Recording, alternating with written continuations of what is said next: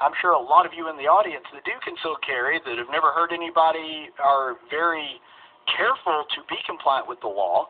And this goes against that narrative that these are people that would be involved in a lot of crimes, that they only have their guns for nefarious purposes. Because if you do believe that the gun is somehow the problem, that the gun is evil and that's the issue, then you cannot believe that and simultaneously also believe that the gun being evil, the people holding the guns aren't also evil if the gun is the problem and the gun is what causes people to do bad things, because that would mean the people who constantly have a gun on them are the ones most likely to commit crimes. And this report actually shows the exact opposite. And another thing that I thought was really interesting, they can eliminate the threat. Women, we just don't have that ability.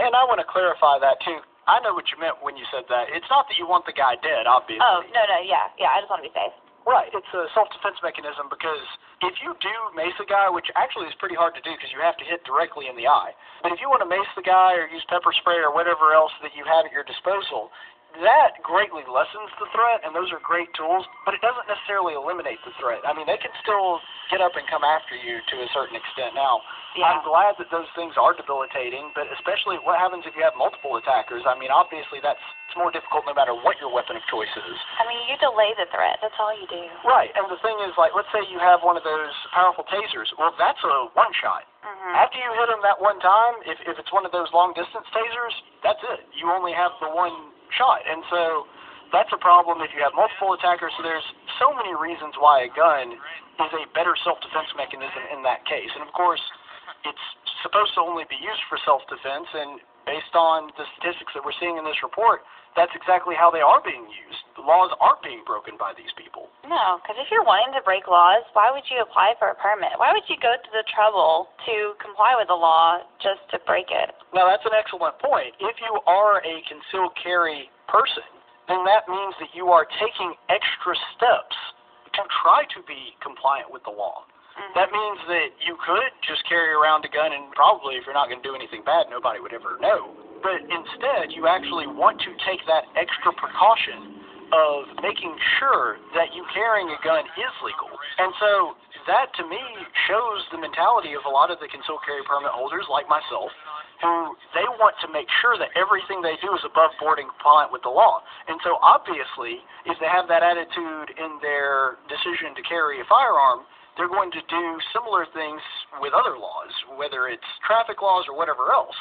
So they're not going to be committing a whole bunch of felonies and misdemeanors because they have an attitude of, I want to be a good citizen, I want to be a steward of the rights that I've been given, and I want to make sure that I am as compliant with the law as humanly possible, and of course that extends to other laws as well. Well, and if you're concealed carrying, you're doing it for defense, and more often than not, I won't speak to everybody's mind, you are hoping you will never have to use it. I carry a gun, and I hope I never have to use it. And I think that really speaks to the mindset for sure. And on top of that, if you hope you never have to use it, you're not going to go and purposely look for a way to use it. People who have a concealed carry permit, we kind of see ourselves as civil servants.